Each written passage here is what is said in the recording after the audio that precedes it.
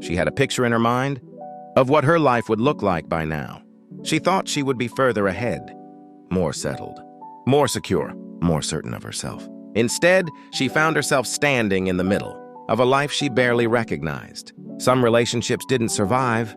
Some doors she prayed for never opened. Some people she thought would always be there became strangers, and some dreams she worked incredibly hard for still didn't happen. She watched other people celebrate milestones while quietly wondering, "God, when will it be my turn?" She smiled when she needed to, encouraged everyone else, said, "I'm okay," so many times. She almost convinced herself. But late at night, when there was nobody left to be strong for, the truth surfaced. She was tired. Not just physically tired, soul tired. Tired of starting over. Tired of being disappointed. Tired of trying to understand why life had taken so many unexpected turns. And one night, she finally whispered the words she had been afraid to say, "Maybe my best days are already behind me." But she didn't know something yet.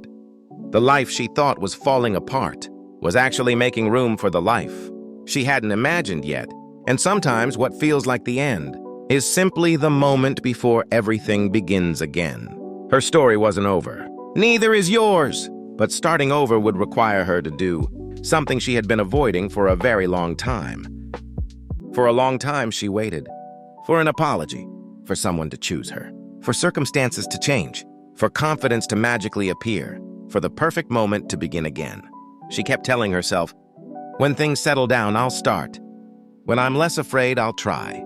When I know exactly what I'm doing, I'll move." But that perfect day never came. Then one ordinary morning, something changed. There was no miracle, no dramatic phone call, no sudden breakthrough. She simply looked at herself and realized, "I cannot keep waiting for my life to begin." That was the day she stopped asking whether she was ready. She took one small step, then another. Some days she moved confidently. Other days she moved scared. Sometimes she questioned everything. Sometimes she cried. Sometimes she almost went back to what was familiar simply because familiar felt safer than becoming someone new. But she kept going. And slowly she discovered something. Courage wasn't the absence of fear. Courage was deciding that fear would no longer make her decisions.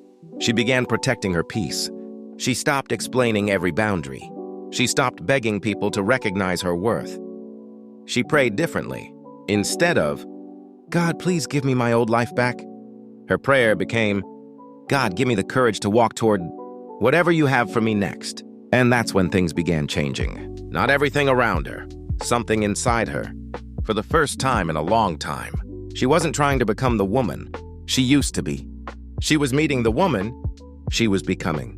And then came the moment that made her realize none of those painful chapters had been wasted. Months later, she looked back. The woman staring back at her wasn't the same woman who once whispered, "Maybe my best days are behind me." She had survived things she once thought would destroy her. She had learned how to walk away without needing everyone to understand. She had learned that losing people doesn't always mean losing yourself. She had learned that starting again isn't embarrassing. Sometimes starting again is the bravest thing you'll ever do. And then she understood. The closed doors weren't proof that she had been forgotten. The delays weren't proof that she had fallen behind. The endings weren't proof that she had failed. Some things had to end because she had outgrown the version of herself that once needed them. She wasn't behind. She was becoming. She wasn't starting from nothing. She was starting from experience. She wasn't too old, too late, too damaged, too ordinary, or too far gone. She was simply standing at another beginning. And perhaps that's where you are today. Maybe life doesn't look anything like you thought it would. Maybe you're rebuilding. Maybe you're grieving an ending. Maybe you're watching everyone else move forward while wondering when your own life will change. Please remember this. You haven't missed your life.